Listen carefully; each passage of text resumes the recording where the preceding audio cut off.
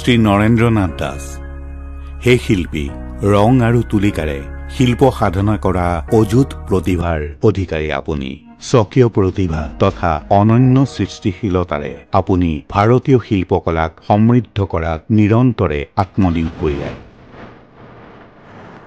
আপুনি সহস্ৰজনৰ বাবে অনুপ্ৰেৰণাৰ আকৰ। চৰকাৰী চাৰুকাৰুকলা মহাবিদ্যালয়ৰ অধ্যাপকৰ দায়িত্ব সুচাৰুৰূপে পালন কৰি আপুনি চিত্ৰশিল্পৰ বিদ্যায়তনিক ক্ষেত্ৰখনলৈ অপৰিসীম অৱদান যোগাই আহিছে। আপোনাৰ হাতৰ পৰশত প্ৰাণ পাই উঠা সৃষ্টিয়ে London, Canada, Holland, Toronto, British উচ্চ আয়ুক্ত, ভাৰতীয় ৰিজাৰ্ভ বেংক আদি বিভিন্ন স্থানৰ শোভা বৰ্ধন কৰিছে। আপুনি পশ্চিমবংগৰ শান্তিনিকেতন, মুম্বাইৰ জাহাংগীৰ আৰ্ট গেলেৰী, কলকাতাৰ বিৰলা আৰ্ট গেলেৰী, গুৱাহাটীৰ ৰাজ্যিক কলা বিথিকা আৰু গুৱাহাটী আৰ্টিষ্ট গিল্ড আদিত আয়োজিত চিত্ৰ প্ৰদৰ্শনী তথা সন্মিলনীত অংশগ্ৰহণ কৰি সৃষ্টিশীল শিল্পকৰ্মৰ চানেকি দাঙি ধৰিবলৈ সক্ষম হৈছে।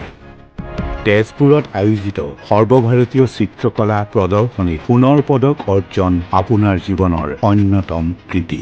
ভাৰতীয় শিল্পকলা জগতলৈ আপুনি আগবঢ়োৱা অতুলনীয় সেৱা কৃতজ্ঞ জাতিয়ে সদায় স্মৰণ কৰিব। সেই সাধক স্বকীয় প্ৰতিভাৰে অসমৰ সাংস্কৃতিক ক্ষেত্ৰখনলৈ আগবঢ়োৱা বিশিষ্ট অৰিহণাৰ স্বীকৃতিস্বৰূপে কলাগুৰু বিষ্ণুপ্ৰসাদ ৰাভাৰ স্মৃতিত আগবঢ়োৱা 2025 চনৰ বিষ্ণু ৰাভা বঁটা আপোনাক প্ৰদান কৰি অসম চৰকাৰে পৰম সন্তুষ্টি অনুভৱ কৰিছে।